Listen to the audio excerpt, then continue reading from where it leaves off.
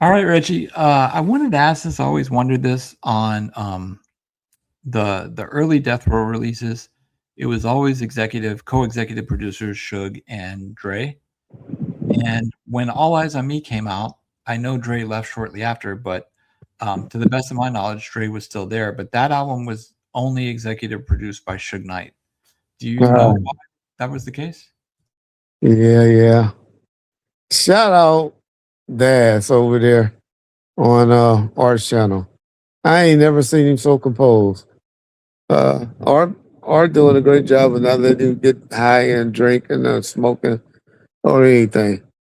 I hope this interview continue going like it's been going. Now, of course, Dad's making a few mistakes, like he don't know the name of the song, but that's it's 30 years, so I'll give him a break on that song. What was the name of that song? He said that John. Just watching.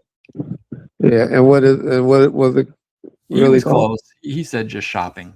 Yeah, just shopping. But little stuff like that. But hey, who don't make mistakes like that? But shout out Daz. I've been really impressed with his mannerism on the interview.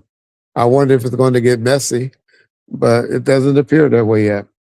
All right, all right. So John asked a question about why it was just Suge on All Eyes on Me as the executive producer.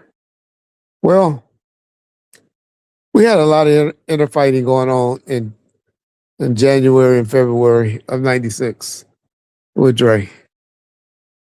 Dre was cool, as y'all see, at the Christmas party. That was sometime in mid-December '95. We know he shot two videos because he was in charge, even though somebody else got credit for the Mad Max type video. He was in charge running that, and he definitely was in charge of the ghetto version. Uh, I call it the ghetto version, but the remix version of the California Love with the girls in the pool and him going Tupac going up to the cops swap meet and all of that. No, he was him and his I think his guy name was Phil Atwater or Phil Atwall or something like that. He was really using a lot to do all of his producing and production, and then Dre would be the director on record for the videos. So we know Dre was doing that. But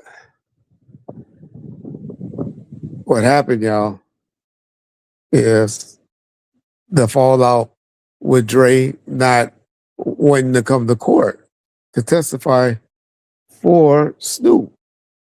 So y'all done heard me tell the story before, where David Kidder wanted to play a lawyer strategy because one of the witnesses kept calling Snoop Dr. Dre. If you or your child spent years growing up on social media and experienced serious mental health struggles, you should hear this. Recently, a jury ordered Meta and YouTube to pay millions for their role in designing and promoting addictive platforms. They knew their apps could contribute to anxiety, depression, and body image issues, but did not share those risks while prioritizing profits. The recent historic verdict underscores the consequences of those decisions. Now Morgan & Morgan is stepping up to hold these platforms accountable for the harm they've caused. Click the link in my bio to take a short quiz. You may be entitled to potential recovery of up to $1,000. That video that y'all watch halfway during this video for Morgan and Morgan, it is Saturday, y'all. Y'all have a lot of free time. Y'all have a lot of free time tonight, or today, or this morning. Take 3 to 5 minutes to fill out that form. It's pinned in the comment section. Just go right to the comment section, click it, answer. It's not writing stuff, it's just answering questions. 3 to 5 minutes. And who knows? You say the right things, say how crazy you are, and have to be on YouTube all day. You might get picked up and get money for that class action because they saying they got $1,000 for a certain amount of people set aside to pay out. So Fill it out. Fill it out, y'all. Those of y'all that already filled it out for me, shout out. Appreciate y'all. You know, he would be like Dr. Dre, Dr. Dre, Dr. Dre. And Suge wanted, but he would be pointing at Snoop. So Kendrick wanted Dre to come to court, get in the stand, to, and then he was going to ask him, "What is your name?" And it said, "Dr. Dre." And then he was going to make that witness look bad, by saying, "Okay, so you, Dr. Dre. My client's not Dr. Dre." So they wanted to do some lawyer maneuvering like that. Dre did an article in a magazine where he talked about it, that people were upset with him because he didn't want to go to court to to play that game. He said he consulted his attorney, Howard Keene, who's still his attorney today, and Howard Keene advised me not to do it. So at that point, Tupac Shakur was done with Dr. Dre. I know it's an MTV interview that came on Yo MTVs or something like that. That came out later, sometime in March or something like that. Trust me, that was taped way in advance, and that wasn't live or anything like that. I don't remember seeing Dre around Death Row anytime after that California video remix, whenever that was shot. That was done either later part of November, early part of December, and I'm not telling the truth because I do remember seeing Dre at the Christmas party. So I did see Dr. Dre at the Christmas party, which was done in mid-December. But after that, so I don't know if Dre got tired of.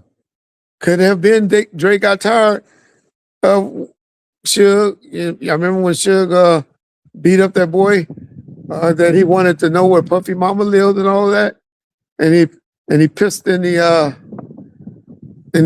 cup. I think of Mark Anthony Bill's situation, the Mark Anthony Bill situation.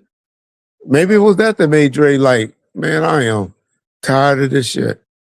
I don't know, but I know Tupac didn't want no parts of Dre after he felt Dre was being disloyal to Snoop by not showing up for Dre. I mean for Snoop in court. That Black Panther in him didn't understand that. Yeah, I know your boy Tupac. He did not understand that. He was like I always say, he was loyal to what eventually loyal to cost him his life. No, a lot of y'all don't want to believe that, but Tupac Shakur lost his life that way. I believe he was going to die by my Bible on September the 13th, but he lost his way the way he did for putting his hands on Orlando Anderson.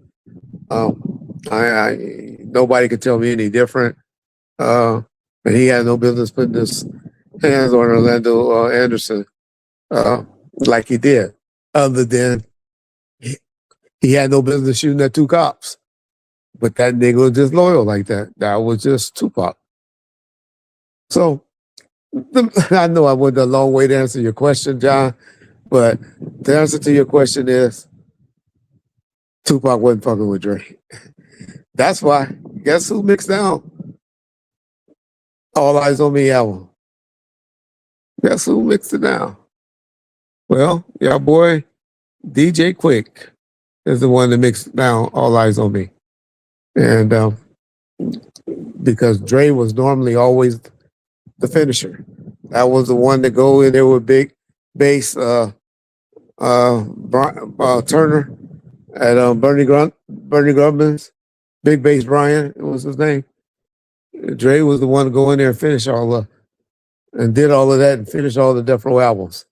That's why I know a lot of y'all confused why Daz was saying he asked Puffy to mix down his album. Well, y'all gotta remember Daz and them album was done way early. It was done, done for a while, but they were kept waiting around for Dr. Dre to, give them time to master and mix the album down. And Dre was dragging his feet, and that's you know, what made Daz say, "Well, shit, let's get Puffy to mix it down." I gotta remember, Suge and Puffy had a decent relationship at that time. Puffy and his crew was hot. He had did Mary J. Blige, and then Flavor in Your Ear with Craig Mack, and then of course the remixes. I ain't gonna say the album, the remixes that he did on Biggie Small from Ready to Die. Okay, Ready to Die had 3 good songs on it, but the songs that y'all really love for Biggie, I just want y'all to know they weren't on that album. They were all remixes.